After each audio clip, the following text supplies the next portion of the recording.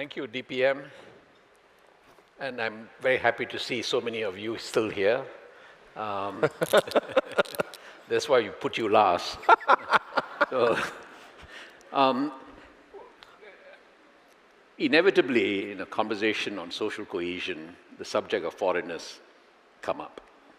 It's a kind of neurologic issue in Singapore. It has been for a long time. It affects election outcomes. We track it consistently, people's sentiments. It varies depending on how well the economy is doing. And it also varies depending on how many people we are bringing in. Sentiments tended to improve when the economy is not doing that well. Certainly during the COVID period when the numbers came down. And so it became less neuralgic. But now again, the numbers are going up.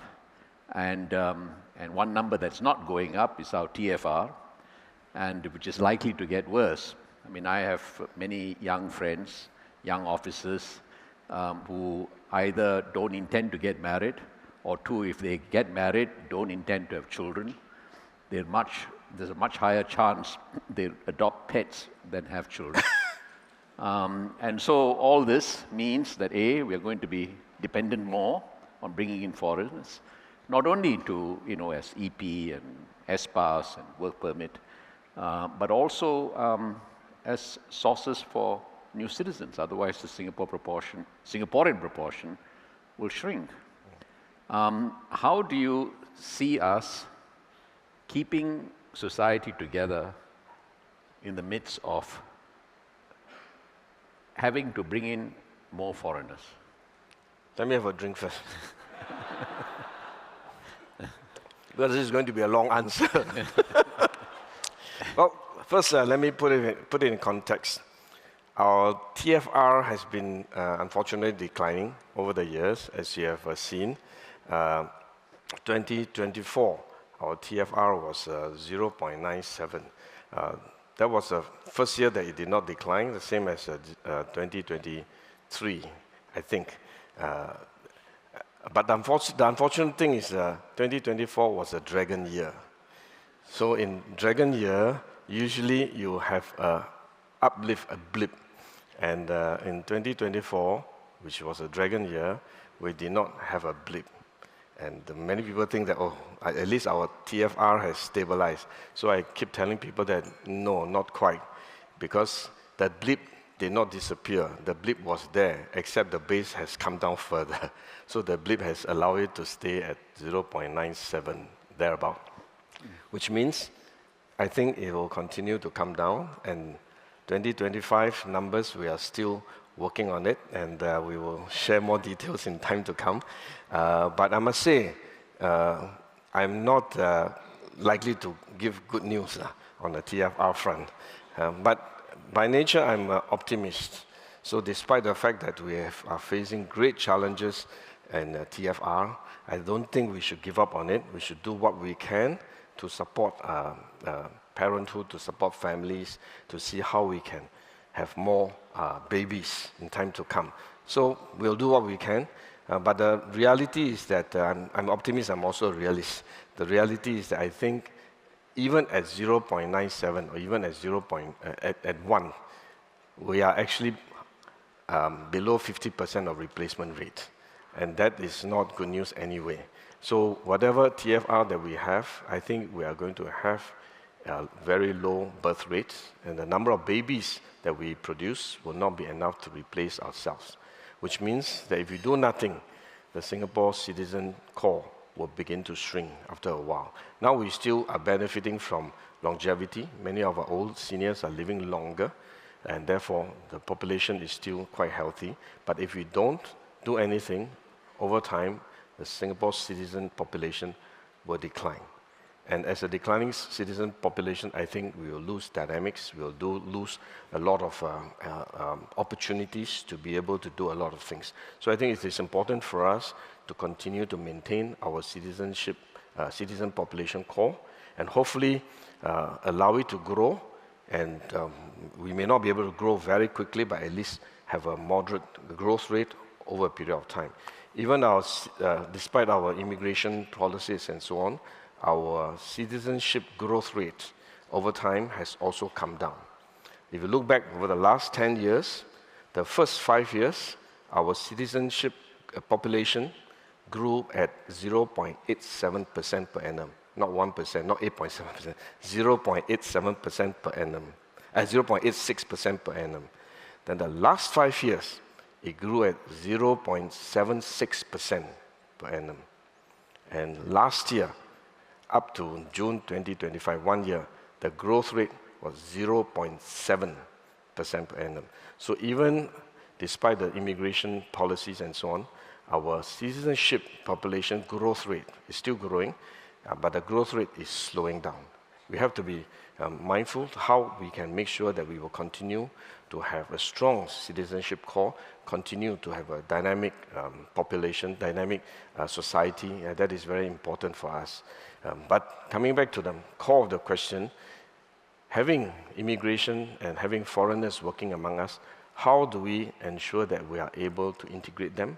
How can we ensure that we are able to work together with them side by side for the benefit of Singapore and Singaporeans? And that is the key question. So therefore, it's important for us to continue to focus on measures that encourages and supports social integration, especially for the new citizens. Because foreign workers, there are many different types of foreign workers: construction, marine, process workers, domestic workers, as well as those that are working in the retail sectors and manufacturing sectors. They're very different, and they have different challenges, and we need to look at them quite differently in managing this foreign worker population. But those who are PRs, and eventually those who become citizens, we'll need to think about how we can integrate them better. We have Singapore Citizen Journey Program to help new citizens to better understand our culture, our values, our practices. And we also have a PR Journey Program, which we piloted in 2024. I think we will continue to refine these programs, but it is also important for us as a starting point to acknowledge and to know that they are different from us, because they are new citizens. They have spent a good part of their life in different culture, have different practices, maybe hold different values. But the fact that they have decided to become Singapore citizens, they have decided that there's something common between Singapore and them, that they want to become part of this bigger fraternity, if you like. And therefore, they have decided to cast their lot with us, and they want to embrace Singapore.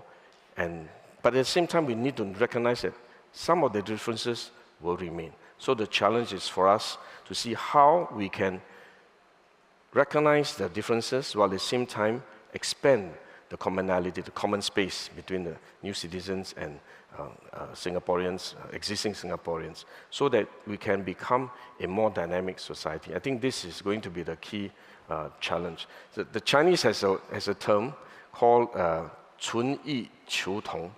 That means recognizing and to some extent preserving some of the differences, but at the same time expand the commonality so that there's more space for us to work together, to live together, to learn together, and to grow old together. So I think there are already many similarities, including some of them may have family ties with us. They came from similar background, culture, from our neighbors, for example. A lot easier to assimilate. There may be some that are more challenging to assimilate, so there are different challenges. But what is also important is that we need to look at it from multiple angles. First, as they come in, we need to assimilate them to Singapore's values and systems. We need to familiarize them with the way we work in Singapore, our culture, our values, our practices. At the same time, we also need to encourage Singaporeans to accept them, to embrace them, recognizing that there are differences, but at the same time, create more spaces for them to interact with one another. So in the community, you'll find that there are a lot of programs, natural programs, activities, and so on that they participate in, both local Singaporeans as well as new citizens, including PRs. They all participate in these activities together, and they get to know one another.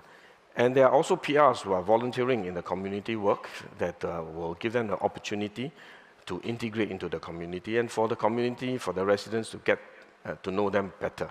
But this is an uphill task. I don't think we should trivialize it, and it's ongoing, always work in progress, because with every generation of new immigrants, the challenges are different, and we need to continue to change our program, but we must continue to seek to integrate them better into the society.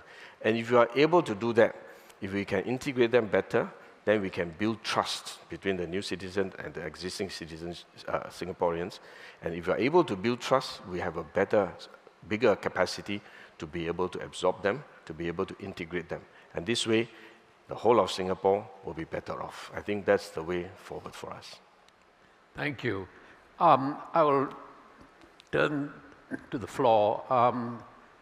First question from here? Okay. Yes. Hi, I'm Angie from Brown Center, a mental health charity. So what I wanted to ask and also to put forth is there is a big concern with immigration because there's so much fear that the immigrants are going to do better. And I think this is not just Singapore, it's all the countries that have immigration. And if we don't overcome this, we're not going to get the talents, we're not going to get the population replacement or expansion. And I am concerned that that's tied to also our Singaporeans being, experiencing burnout. And 40 years ago, I was a naturalized Singaporean from Malaysia. We never even used the word burnout. I mean, like, we come here and we work. And there's always a more hardworking attitude with immigrants. Maybe because we don't have parents to worry about going home to have dinners with them, so we work 12 hours. And then we don't have weekends that we need to spend time with friends or relatives. And then we really focus into work. So that's also part of... This was 40 years ago? Yeah, 40 years ago. But now you don't feel the same? Having assimilated? No, I'm still working hard. Okay. So while we have this work-life balance conversation, I am very concerned with the young people. If they do not understand the economic growth and sustainability is key to Singapore's success, how are we going to rely on our young people to move Singapore forward? Work has to come as a priority when we're starting a career. Otherwise, do you have another solution for us? Because companies are going to move the jobs overseas because people there are working harder. I think, yes, it's DPM great that DPM is from MTI. Yeah. These people are working harder and at lower cost. So we need to wake up to the fact that how do we help to build a more resilient group of youths? And unfortunately for our affluence, many youths feel that I don't really need to work. So they talk about meaning in life. Sorry. Okay, I think we've got the point. We've got the point. Okay, DPM. sorry, just to add to that, when we talk about foreign workers, and we talk about kindness, which was covered by the last panel, if our kindness doesn't extend to migrant workers, domestic workers, let's not kid ourselves, we're just camouflaging kindness. So let's start with real kindness in acknowledging every contributor to Singapore nation building. Thank you. Okay. Thank you very much. I'm feeling burnt out already. Thank you. In about 20 years ago, this is from a wise man who taught me this frame of thought. He said 20 years ago, there are countries who are low cost, very competitive, but the products are not so good. And there are countries with very good products, but they are very expensive, not low cost. And Singapore, fortunately, during those times, 20 years ago, we are good quality, not so expensive, and therefore we are very competitive. But over time, the low-cost countries' quality are getting better. And good quality countries, their costs are getting cheaper, more competitive, because automation, AI, and so on, they're moving faster in cost effectiveness. And therefore, the low cost is getting better, and the high quality is getting cheaper, and Singapore has to move. If we don't move, we will have no place at the table. I think it's important for us to make sure that we are moving faster, keep getting better all the time, so that we remain competitive. But I take your point that it is important for us to also ensure there's some balance. As in our pursuit for excellence, we need to know that competition generally, actually, the real competition doesn't come from within, comes from outside. We are competing with many, many countries in the world. Many of our industries, export-oriented industries, are competing with the rest of the world, and many of them are lower cost getting better and higher quality getting cheaper. So we have to make sure that we remain competitive in many of these important sectors. Semiconductor, pharmaceuticals are just some of the examples. Aviation, aerospace, and so on. All these are very highly competitive global sectors. And we just have to make sure that we keep pace with competition. We want to stay one step ahead of our competitors. And sometimes I always say you may not be able to keep one step ahead, but at least half a step ahead. I think if you are able to keep half a step ahead, I think we will be able to continue to create opportunities for Singapore and Singaporeans. And I do accept that sometimes Singaporeans feel they are facing a lot of competition at their workplaces, from their fellow Singaporeans, from foreigners who work side by side, and also even from new citizens who are no longer foreigners, but still continue to work with him side by side, and they are creating competition among them. So I think this sense of competition is real. We have to recognize them, but it is also something that we have to accept, that we just have to continue to compete with the rest of the world, because this is Singapore. We are open. We don't have critical minerals. We don't have oil. We don't have gas. We just have our people. So we have to make sure that our people will be most competitive in the world. And how do we do that? We want to do that through giving them the best education and training system in the world. And that's why we introduced SkillsFuture, and we upgraded SkillsFuture to the SkillsFuture Level Up to give them another chance, another bite of the cherry in the education to get a diploma in their mid-career so that they can reset their skill set to continue to be competitive. And we provide support services and so on, particularly for those who have been displaced. We want to help them find jobs, find work so that they can continue to be gainfully employed. So I think these are the things that we work together, and we have a very strong tripartite relationship that we work together, government with the employers, with the unions, to see how we can continue to make sure that our workforce remain competitive. What is also important is to ensure that despite the competition, the workplace continue to be fair, continue to be equitable to the workers, to the employers, so that we've introduced a Fair Working Practice Act, so that we ensure that the workplace will continue to provide fair and equitable terms for our employees. But what is critical for us is to continue to provide opportunities, one, for the workers to upgrade themselves, two, for the companies to transform so that you're always a competitive in enterprise, and third, continue to bring in new businesses, create new opportunities for both enterprise and workers. This way, we will be able to continue to keep Singapore competitive for many more years to come. But at the same time, I recognize that we will need to also manage the stress at the workplace, help Singaporeans to be able to cope with the stress. I must say that the stress is not just at the workplace. I think in community there's also a lot of stress, and nowadays I get a lot of feedback about noise generated from neighbors because they want to rest. They find it very stressful to have so much noise, and from all kinds of things. In Punggol particularly, you know, where I came from, we have aircraft noise from the air base. We keep explaining to my neighbors that this is national defense.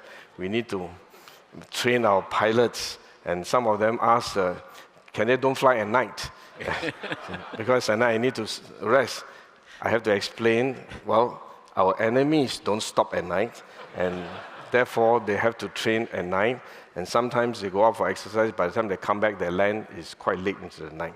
But they happen rarely, so I explain to them they will try their best to manage the timing, but some level of training is necessary. So it's also stressful in the community. In schools, they're also very stressful, I'm sure. Many of my residents also complain and say, you know, my grandchildren, most of them are grandchildren, when I talk to the older folks, my grandchildren face a lot of stress, a lot of exam stress and so on. I think stress is par for life. The key is how can we help Singaporeans, children, adults, workers, even seniors, how to help them to have a greater capacity to cope with stress. Some of the techniques is something that we will need to continue to help and teach them and share with them. And I think you do a very important job in focusing on mental wellness and stress management. This is an important topic that we can continue to discuss. Can I have a question from somebody from the schools, the strawberry generation? What? Are you from the school? Yeah, from Nanyang Poly. Okay, go ahead. So hi, my name is Darren. Yeah, from Nanyang Poly, Banking and Finance. So this is my question to the DPM.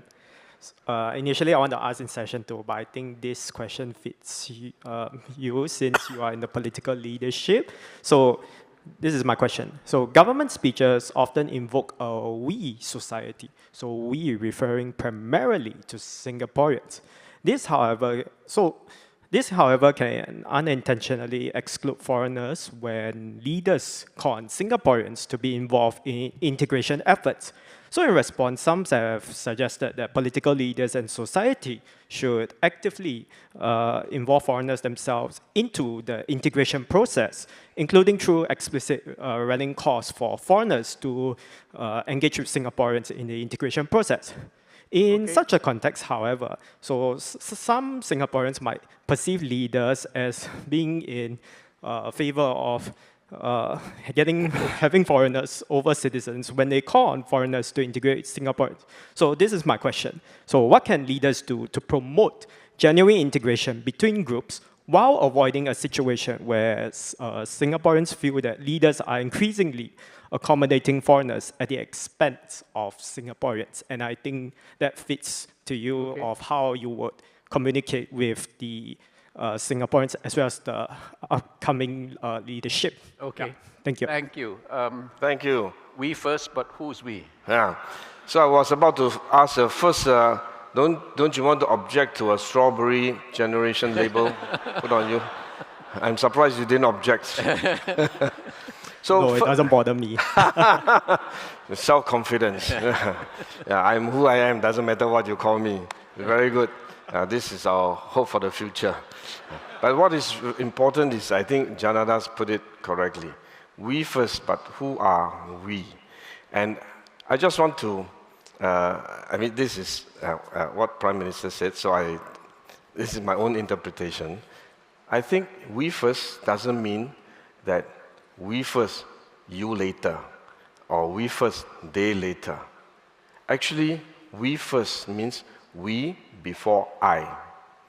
So the key is, who are we? All of us together is we. The difference is not about me and myself alone, but about us together collectively. So we can be this group of people, we can be my company's interests must come first before my own interests. We can be Pongo come first before Gan Kim Yong. So there are different ways of looking at it, but the key message really is rather than focusing on ourselves, focus on the collective good. And the we could include foreigners. The we, I think just now there was a good comment about we must take care of foreigners when they are here, they contribute to our economy. They are migrant workers, domestic helpers, workers that help us in domestic work. We must take care of them. We have a responsibility to take care of them first. And therefore, it's important for us to make sure that we take care of all of us together as a collective society. And so we first could mean my residents, could mean my society, our circle of friends, our circle of contact. We must look at collective benefit rather than individual personal benefit. I think that's the idea of a we first society. Not so much we and them and we and you. So I think it's not a divisive approach, but more a collective, inclusive approach to look at we first rather than I first. That's a very good answer. One more, yeah. I'm Corina Lim from OR. Hi. Mr. Gan, thank you for your comments, very helpful. When people say we first, and when I think about Singapore, I think the trust is very much with government. It is a vertical trust. And in some ways, it detracts from the horizontal trust. Because, oh, government will fix it. There's a problem, there's an opportunity, government will fix it. And there's not that much space, in fact, or in motivation for community to come together to try to be the solution. So I wonder what you think about that, because the problem is that you want to have a we first nation, but you're not the right person to say it, because in saying it, then are we going to be detracting from the horizontal ties that we want to bind, that we want to build? So that's one. The second point is on competition. It's come out in an earlier panel, and it's about the competitive values that we have. One, do we even have time to think about anything beyond myself and my family? And two, when we look at the values of our society, caregiving, paid caregiving, teachers, social workers, child caregivers, they are among the lowest paid. We used to say, is it a question of gender, or is it that we value care so little? And if that is the case, then how do we build a we-first society which must put care of the next person first? Thank you. Okay. Thank you very much. First of all, the premise of the question. Yeah. Part of the question. On the first part of the question, I beg to differ, because I think the horizontal trust is as important as a vertical trust, as you put it. So I think the trust between people and government is very important, so that the government's policies and so on can be implemented with the residents, with the people's support and trust in that you are doing good for the country, for the people. So I think that trust is important, but trust among the people is equally important, and we sometimes tend to ignore it, tend to understate it, but it is very critical. I give you one example. Yeah. COVID-19 was the best test of a horizontal trust. And this horizontal trust has broken down in so many countries. And in Singapore, we are very fortunate that we were able to hold that trust together. One example is mask wearing. The whole idea of a mask wearing is not quite to protect yourself, but to protect others. If you remember, we tried to explain, because the mask is to prevent your sneeze and your cough from transmitting the virus to the next person. So to wear masks is to protect others. If you have no mutual trust, why should I bother to wear masks? It's about me and myself. I don't worry about you. But if everybody does that, everybody will get infected, because nobody will be wearing masks. But in Singapore, we are quite conscientious in wearing masks for all of us, and we know that wearing it is to protect others. So I think this is a very good illustration of how horizontal trust among the people operates in a crisis situation. And therefore, I must disagree with you that we focus only on vertical. It's equally important to have horizontal trust. I totally agree. And that's what I'm saying. It is very important. But sometimes, because in the COVID situation, I would argue that the trust was with Gov. When you said wear masks, we all complied. It's true, because you were so convincing, as you are now. So actually, Corina, I disagree with you. I disagree with you. We saw horizontal trust on a large scale during COVID. Yes. The problem is whether or not you can maintain that momentum or that value in peacetime. Yeah. Yeah. But I can sort of accept that in peacetime, when there are no crisis, no emergency, I think there's a little bit more about I want to achieve, I want to progress, because there's no pressing need for me to give way to others. Yeah. So I think there's a bit of that reality setting in. But whenever crisis happens, whenever emergency happens, I think we all will rise up to the occasion and be counted as one of the member of the society. So I think, but that is very important, so that in emergency we know we can count on Singaporeans. So I think this is to answer your first question. Sorry, what's the second question? Question is something that was raised in earlier session Okay. too, whether there's a contradiction between competition and social capital Yeah. and social cohesion. Yeah. So I think, please take a seat. I think the competition, as I try to explain, it's a reality, and the world is very competitive. And I think those who are in business will feel it very keenly. I think this year and for the years to come, the world has become even more troubling. I think the fragmentation is happening at unseen speed, and polarization between different trading blocks is happening, and trade agreements are breaking down. And I think the core principles of a most favored nation principle, MFN principle, is also being undermined. I think many of you who are in the business will appreciate that, and therefore competition will become even more keen going forward. I think this is something that is a reality. We have to face up with it. Singapore being an open economy, we have to compete, we have to remain competitive. But it's also important for us to remember that career, money, and opportunity is not everything. It's also important to spend time with family.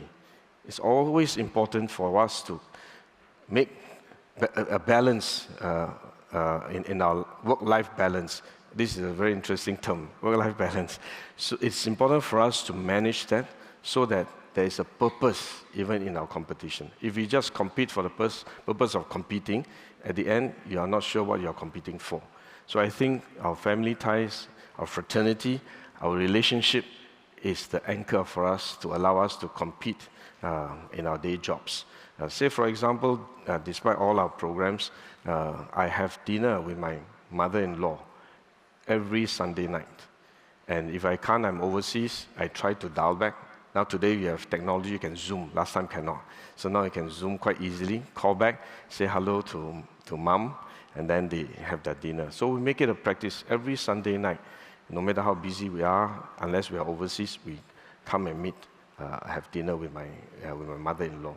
I think this is something that you need to decide and make up your mind that I'm going to commit to this, I'm going to pay attention to my family, I'm going to invest in relationship as much as I invest in my career and my future and in my wages and my income. I want to give my family a good quality of life, but at the same time, I want to maintain my family relationship. I think relationship is something you have to spend time and spend effort and spend resources in managing, in growing. You cannot take it for granted that it will flourish on its own. It doesn't. So I think it's a balance that you need to strike. Paul? Thank you. Paul Tambaya. The question is in my own capacity and not with any institution. So today we've heard a little bit about wealth inequality. So I'd like to ask about health inequality. And I think some of the best data we have on this is from an answer, DPM Gun, that you gave in February 2021 to a parliamentary question, where you pointed out that when you adjust for age, gender, and ethnicity, that those from the lower socioeconomic class, that's those with below secondary education, are 70% more likely to have diabetes, 20% more likely to have hypertension, and 20% more likely to have high cholesterol. So these are quite serious numbers, which are quite troubling. They're similar to some other countries like the UK and US, but Singapore is a relatively smaller place. So many of us are hoping that something can be done to address this, to level up the lower SES group when it comes to health status. Unfortunately, the recent changes in healthcare financing policy appear to be moving in the opposite direction, where instead of going after the big corporations which run the big private medical centers or the insurance companies, what's happened is the plan is to raise the deductible for those who have riders, which again, there is some basis for this. There's some theoretical idea that people will charge more if they know that the patient has a rider. But the unintended consequence is likely to drive people to the public sector, which is already doing a great job under tremendous stress. So my question is, instead of that, whether we could try and find some way to level up You know, the idea of MediShield Life for all, perhaps lowering the deductible in MediShield Life, making sure that, you know, there is an umbrella for low-income Singaporeans so that you can try and narrow this gap in the chronic illnesses that you mentioned earlier. Thanks. Yeah. I'm not sure how the first half relates to second Yeah, half. I was but about to say there are two different questions. Yeah. First is on yeah. diabetes. Why do we take the first half first? Okay. Yeah. So the first half, the answer is that is why we have a war on diabetes, which we started. This is the first war that Singapore has declared in Parliament. And this is a good So war. high blood pressure and high cholesterol. Yeah, so I think subsequent to that, I think Minister Ong Ye Kung started war on salt.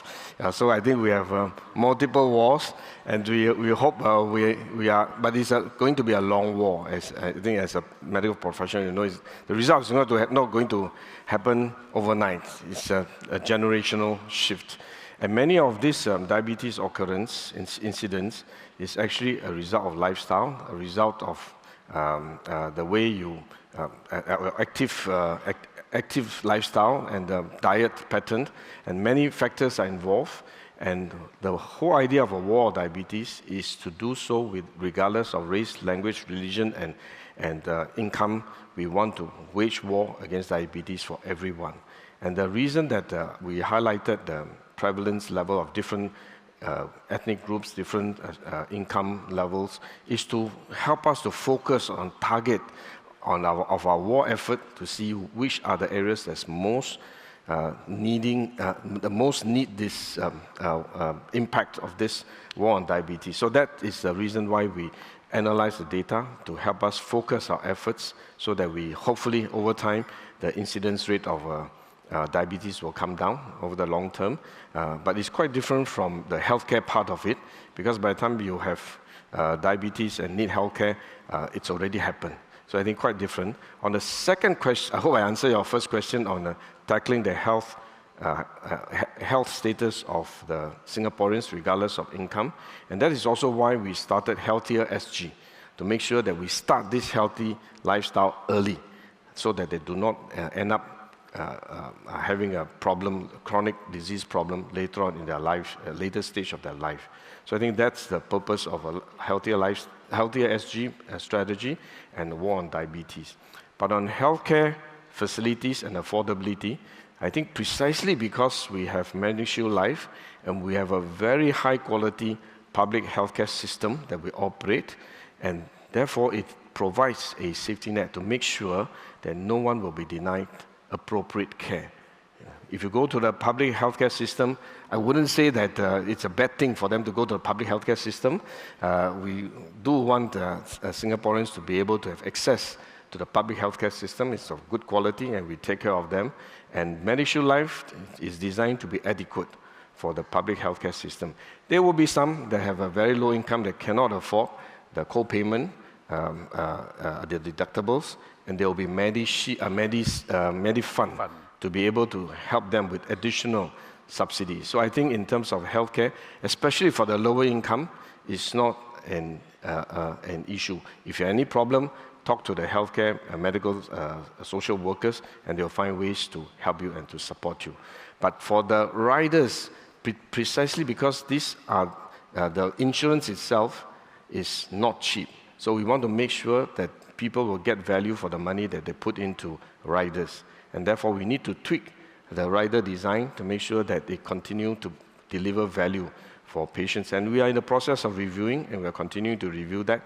I think Health Minister will make the necessary announcement at the appropriate point in time. But it is important for us to remember that for the lower income particularly, public healthcare system is probably the best solution for you. And if need be, there'll be additional subsidies to make sure that you'll always be able to afford healthcare in the public healthcare system. I'll take one question from there behind.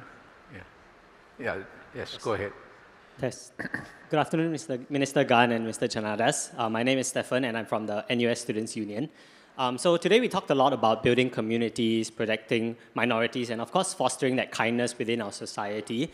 And we also examined kind of the role of digital tools in how it affects our relationship building within our society. I also just wanted to consider the role of national narratives in building this culture and national sentiment.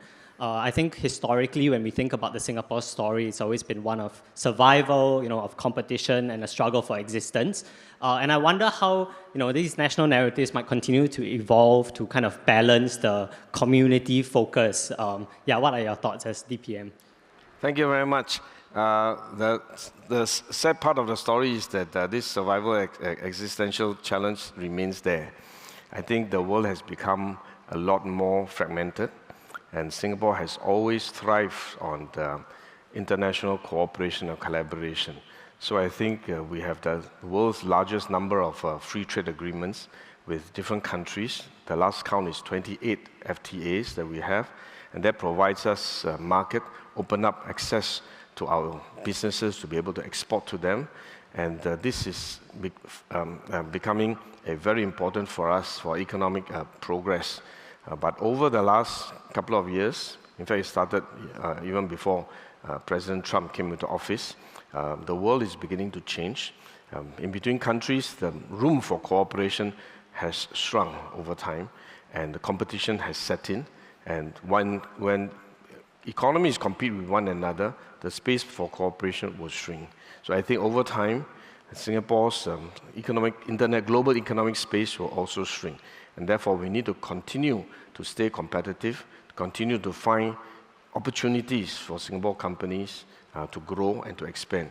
And that's why we set up the economic strategy review last few months, and soon they will share more details of their outcome of their review. And that will help us chart the new blueprint going forward to allow us to continue to grow our economy in this very challenging and volatile operating environment. So I think that's important. But you also mentioned about the narrative for the community, and that is also increasingly important because our society has also become a lot more complex, a lot more fault lines, if you will, and in between different groups, whether it's in between ethnic groups, between locals and foreign, between the lower income and the higher income, there will always be this tension.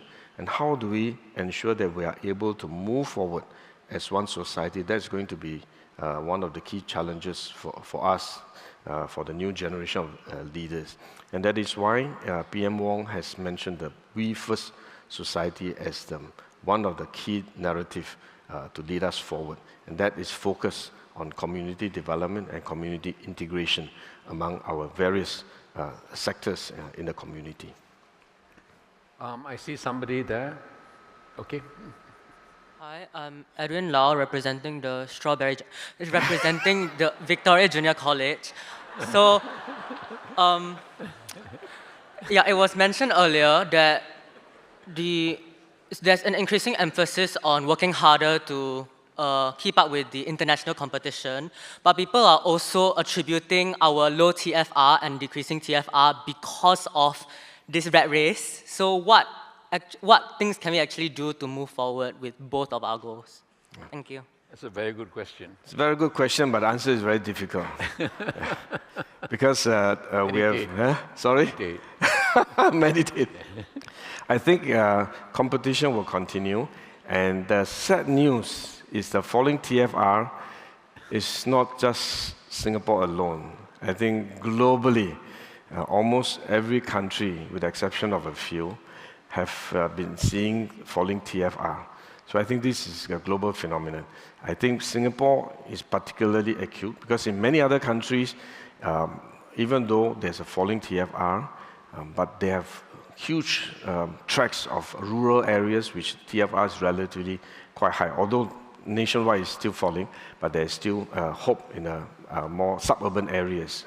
But Singapore is just one city. And if you compare with all the cities in the world, almost all the modern cities in the world have very low TFR. And the other cities in other countries have the benefit of urbanization from residents from outside the city moving into the city, but we have no outside the city. Our outside is still this part of the city. And further outside is the sea.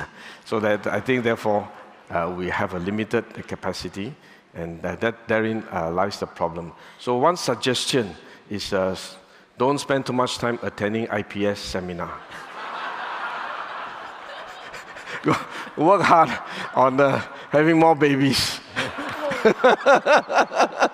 We socialize here. Yeah, but I mean, well, they are in Hwa Chong, is it, or where are you from? Victoria. Victoria, yeah, Victoria. Focus on study first.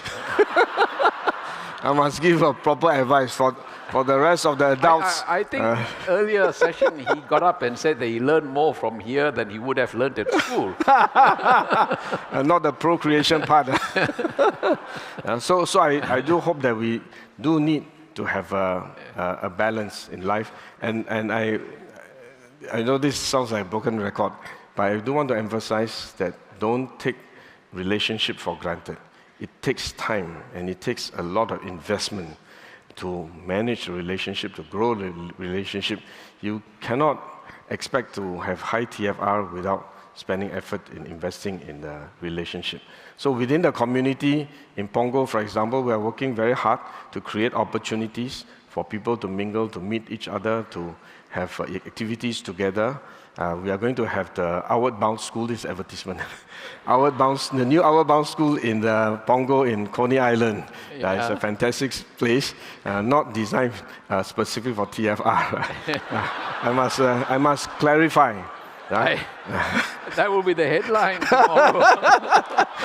No, not designed for TFR. But what I'm saying is that I think we need to invest in community development, invest in our family, invest in relationship, so that I think we will have a hope of arresting the decline in the TFR. So I think it requires all hands on deck. Every generation feels they have it more difficult than the previous generation. But to be fair to the young man, what is your sense? Have all these things got more difficult in Singapore? I think life has just changed, it evolves over time. I think if you look back, if you think of our first generation Singaporeans and first generation leaders, and in those days you think they had an easier time? I don't think so. They had so limited resources. I think the outlook was so bleak, and any man would have generally just give up and say, well, there's no hope for Singapore. But we created a miracle, and this is where we are today. And today, the same thing. I think the future looks quite challenging. And for the younger generation, they are also wondering, where do we go from here?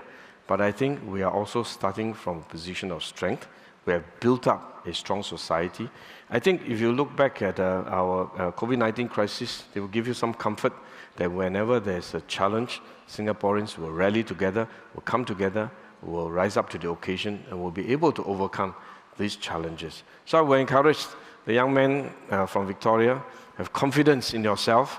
The future is what you make it out to be. So work hard and for a better future. Thank you. There's one more question on that side. Okay, I tell you what, just make it short. Let's gather the remarks. You ask first and then we go to behind. Yeah, I think there are students. Yeah, go ahead. Good afternoon, DPM and Mr. Janadas. My name is Jonathan from Nanyang Polytechnic. So my question is that as Singapore encourages our local talent to gain global exposure to remain competitive, yet fraternity requires presence and shared experience. So how can we ensure that our globalized workforce actually becomes rooted in the we first ethos so that their success will contribute back to the domestic social fabric? Thank you. Okay, we'll take another remark from behind. Hi everyone, so I'm Danarine from Nanhua High School. So my question is that, given that some new parents might feel that healthcare is a major factor in deciding between having children or not, would AI or technology be able to reduce their burden and make it more manageable? Thank you. Question for training industry. Are there any more questions here on this side? Okay, one more. Okay. Hi, I'm Nicole Tan from Dharma High School. So I would like to first say that I'm very grateful for my school because it has truly helped to foster a deeper appreciation for my heritage, Chinese culture in me. But my question is, okay, so you mentioned that an IPS survey has found that most close relationships among among Singaporeans are formed through in-person settings, but also people with more diverse friendships often report a stronger sense of belonging to Singapore, amongst other benefits. So in this case, what are your comments on schools with a largely homogeneous population, such as SAP schools, which are predominantly Chinese, where students have limited, if any, opportunities to interact with others of a different race? Thank you. Somebody from SAP school. Yeah. You want the? You want That's to it. take one more comment? Okay, maybe one more last one. One more last round. Yeah, then we can wrap up. Yeah. Okay, hello, I'm Netra from Anderson Serangoon Junior College. So my question is, when immigrants move to Singapore, they can take some time to like integrate into our community. So I would like to ask, how would you define successful integration in the short term, and how do we know whether integration efforts are actually effective? Thank you. Thank you. Okay. Okay, first let me address the issue of the question about how do we balance international exposure versus local bonding and fraternity, if you like. I think they are not contradiction in terms, because by the time you go overseas for exposure, you would have spent a lot of time in Singapore, growing up in Singapore, studying in Singapore, working in Singapore, then you go overseas for exposure. So I think the bond doesn't depend on that 1 or 2 years that you're overseas. And in fact, with the overseas exposure, eventually when you come back, you have a richer experience to share with fellow Singaporeans, and you add value to the Singapore fraternity. That's how I would look at it. They are not, they do not contradict each other. I think they can coexist hand in hand, both international exposure versus local fraternity. The second question on AI for healthcare, I think it's the shape of things to come. I think hopefully through AI and through automation, through technology, we will continue to make healthcare more accessible, and we will continue to help support childbirth and the TFR and bringing up children, even make healthcare more convenient for children's health. I think this is something that we will continue to do, but I don't think TFR is primarily driven by healthcare concerns. It is a whole matrix of issues that worries the parents, and sometimes it's not just the worries. I think because of later age in marriage, and therefore even if you want to have children, it may not be possible. Even if it's possible, you may not be able to have many children. So I think there are many factors involved in the TFR, and we will continue to do our best to address every one of them to see how we can continue to support and encourage higher TFR.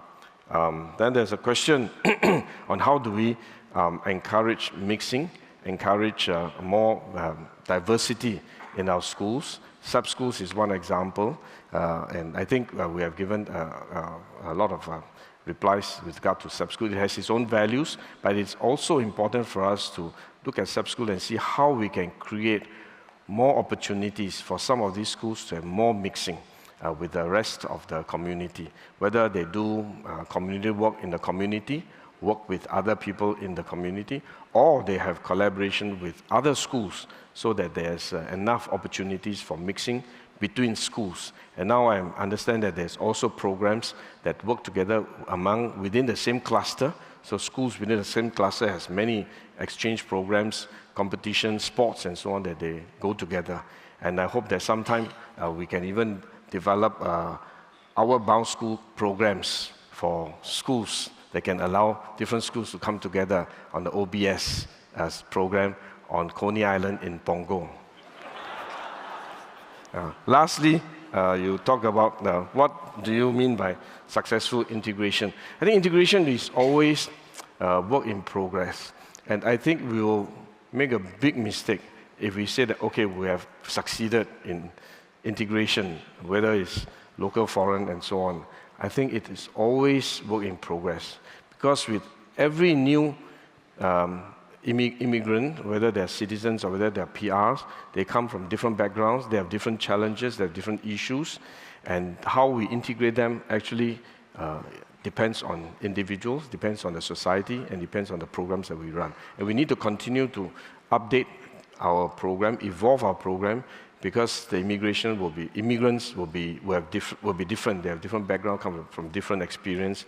And over time, the immigrants of today, you compare to the immigrants 40 years ago, are very different, even if they're from the same country. So I think we have to be quite mindful that integration is always work in progress. We need to continue to keep up, continue to integrate them.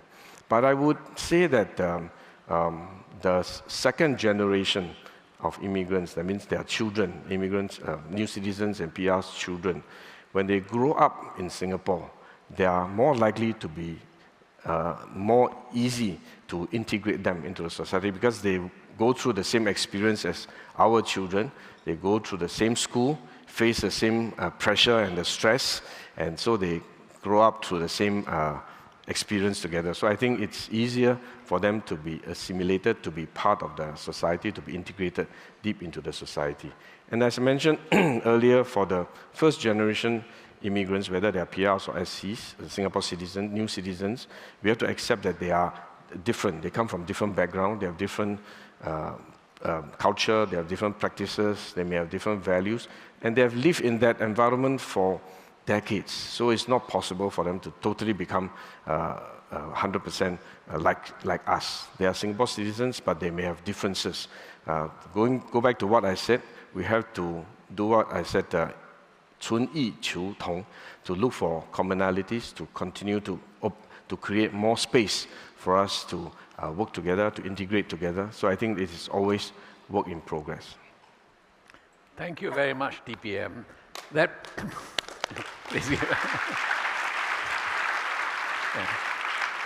brings us to the conclusion of yet another Singapore perspective. It remains for me to thank the team that put this together, the Laurel and her team that curated the program, got in touch with all the speakers, and organized all 3 or 4 sessions, including the 2 sessions we had online. And also the admin team that organized this event, including the lunch, and made sure that things were conducted efficiently. Vani and Ida and the rest of the events team led by Sealing. And also finally Emmanuel and the team that got us all these sponsors, whom I'm very grateful to, all the sponsors and donors who were listed behind. And finally, thank all the speakers, the ministers, DPM, as well as all the other speakers who participated, and of course all of you for turning up so early in the morning and staying for the rest of the day. Thank you very much.